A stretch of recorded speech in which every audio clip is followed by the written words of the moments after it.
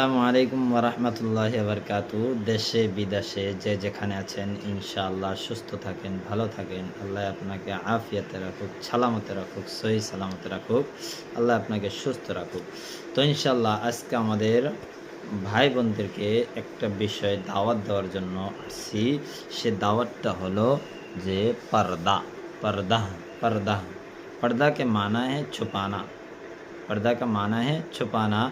নিজেই নিজে কি করা, ঢাইকা রাখা। নিজেই নিজে কি করা, ঢাইকা রাখা।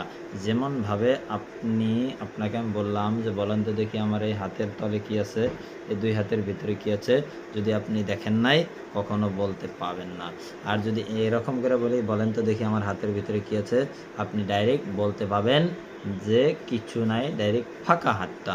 তো আমি বলছি আমাদের ভাই বোনদেরকে যে নিজেকে ঢেকে রাখার চেষ্টা করি, নিজেকে ঢেকে রাখার চেষ্টা করি।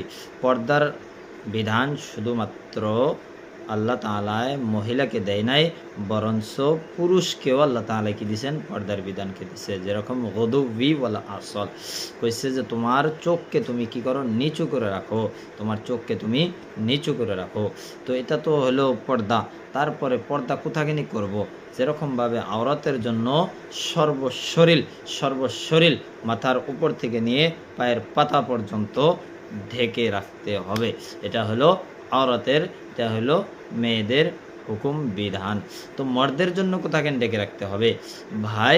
মর্দের জন্য পর্দা হলো যে নাফের থেকে নিয়ে, নাভির থেকে নিয়ে ডিমা পর্যন্ত, মানে গাঁঠনুর তল পর্যন্ত আর টাকনুর উপর পর্যন্ত, এই দুইটার মাঝখানে যেরকম এটা হলো গাঁঠনু, এটা হলো টাকনু, এটা হলো গাঁঠনু, এই দুইটার মাঝখান পর্যন্ত। এটার উপরে কি করতে হবে আপনাকে, লঙ্গি, সালোয়ার, পায়জামা, লংপ্যান্ট, প্যান্ট যাই পরেন না কেন ওটার উপরে আপনাকে কি করতে হবে, রাখতে হবে। আর যদি আপনি খোলা রাখছেন তাহলে আপনাকে ফরজ তরক করে দিচ্ছেন, আপনি ফরজ ছুটে দিচ্ছেন, আপনি আল্লাহর হুকুমকে অবলম্বন করছেন, আপনি আল্লাহর হুকুমকে ছেড়ে দিচ্ছেন। হ্যাঁ ভাই, আপনি আল্লাহর হুকুমকে ছেড়ে দিতে পারেন না, আপনি আল্লাহর হুকুম কখনো ছাড়তে পারেন না। একজন মুমিন হয়ে, একজন ঈমানওয়ালা হয়ে, একজন মুসলমান হয়ে, একজন আল্লাহওয়ালা হয়ে, একজন কোরআন মাননেওয়ালা হয়ে, একজন দিন মাননেওয়ালা হয়ে আপনি কখনো আল্লাহর বিধানকে, হুকুমকে ছাড়তে পারেন না। তাই আমি বলছি আমাদের, বিশেষ করে আমাদের যুবক ভাইদেরকে বলছি যে আপনি যেটা জাঙ্গিয়া পেরে ঘোরাফেরা করেন সেটা আপনি ছেড়ে দেন। আপনি গাঁঠনুর তলে কাপড় পরিধান করার অভ্যাস করেন, যাতে আল্লাহ তাআলা